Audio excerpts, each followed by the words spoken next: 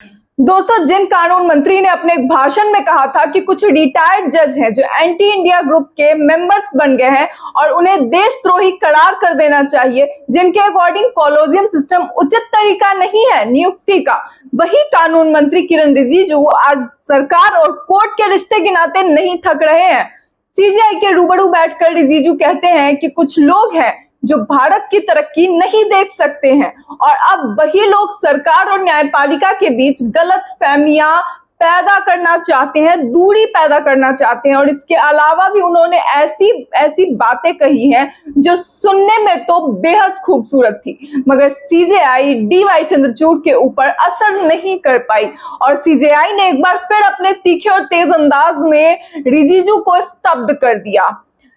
दोस्तों, सीजेआई और रिजिजू की बातचीत हम आपको सुनाए, उससे पहले आप खुद सोचिए कि एक लॉ के जानकार व्यक्ति, लॉ के पढ़े लिखे व्यक्ति थाली के बैंगन जैसी बात करें तो ये सुनने में कैसा लगता है। नमस्कार, मैं सौम्या मिश्रा और आप देख रहे हैं लाइव टीवी इंडिया। दरअसल असम के गुवाहाटी हाई कोर्ट के प्लेटिनम जुबली समारोह में लॉ मिनिस्टर किरण रिजिजू और सीजेआई डीवाई चंद्रचूड़ दोनों ही शामिल होने पहुंचे थे, जहां रिजिजू ने अपनी बात रखने के दौरान न्यायपालिका से सरकार के संबंधों पर कुछ बातें कही और कहा कि हमारे बीच मतभेद है, लेकिन ऐसे नहीं कि टकराव कहा जाए उन्हें।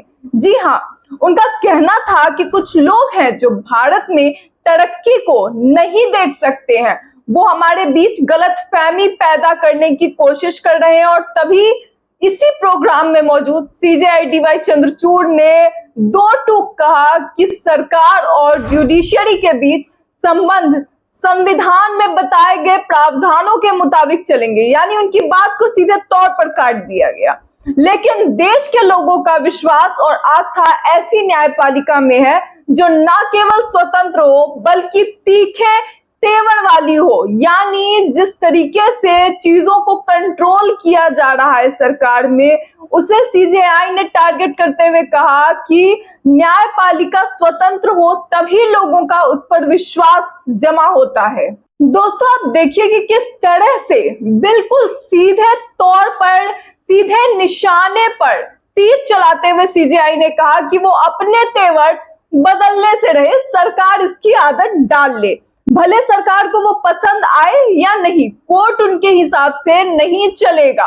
कानून मंत्री रिजिजू अपनी बात रखते हुए कहते हैं कि कार्यपालिका, न्यायपालिका और विधायिका को एक साथ मिलकर चलना होगा। सीजेआई चंद्रचूड़ ने मन बना लिया है कि तीनों स्तंभों के बीच के संबंध सौहार्दपूर्ण रहे। उनका कहना था कि न्यायपालिका और सरकार के बीच के मतभेद लोकतंत्र का एक हिस्सा ही तो है। जी हाँ, ये कुछ इस तरह से समझा जा सकता है कि जैसे बार और कोर्ट एक दूसरे के बगैर काम नहीं कर सकते, उसी तरीके से उन्होंने इसे कहा है, क्योंकि दोनों एक ही सिक्के के दो पहलू होते हैं। दोनों एक साथ आए बगैर न्याय नहीं दिया जा सकता। वैसे ही रिजिजू का कहना था कि तीनों स्तंभों के साथ आए बिना देश उचित प्रकार से नहीं कर सकते।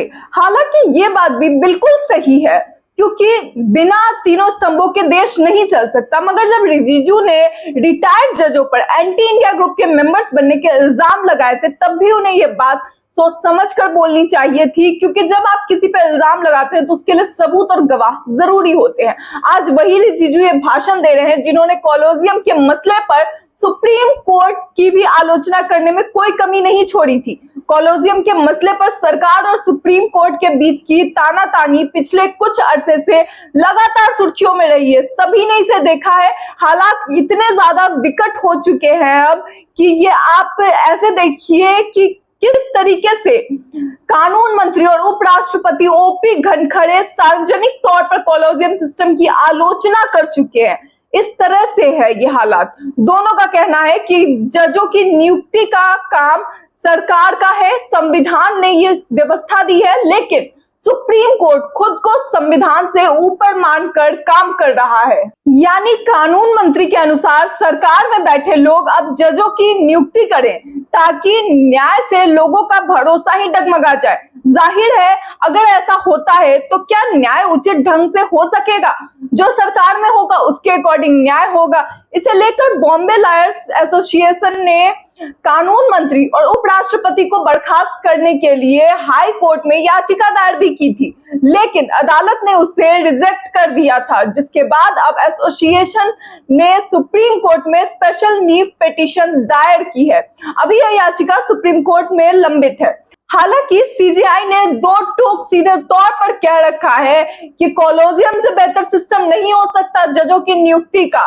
सीजेआई चंद्रचूड़ का नजरिया साफ है। वो कई बार कह चुके हैं कि जजों की नियुक्ति के लिए कॉलोजियम से बेहतर कोई व्यवस्था नहीं है। उनका मानना है कि कोई भी सिस्टम बेदाग नहीं हो सकता, लेकिन मौजूदा दौर में जजों की नियुक्ति के लिए यह सिस्टम ही सबसे ज्यादा कारगर है, यानी कॉलोजियम सिस्टम। उनका मानना है कि जब तक न्यायपालिका दबाव से दूर रहेगी तब तक लोगों का विश्वास और आस्था इसमें बहाल रहेगा। जी हाँ, सीधे तौर पर जब तक सरकार नहीं नियुक्त करेगी जजों को तब तक लोगों का इस पे भरोसा बना रहेगा। और इसका अंदाजा आप इस तरीके से लगा सकते हैं कि किस तरह से चुनाव आयोग में नियुक्ति के कारण लोगों का भरोसा उस पर से उठ गया, डगमगा गया। लोग कई तरह के सवाल उठाने लगे क्योंकि चुनाव आयोग में लोगों की जो नियुक्ति हो रही थी वो सरकार के द्वारा हो रही थी, जिसके कारण लोगों का उस पर से भरोसा उठ गया था। दोस्तों, ऐसे में जो बातें सीजेआई ने कही है वो सारी की सारी बातें न्याय संगत लगती है।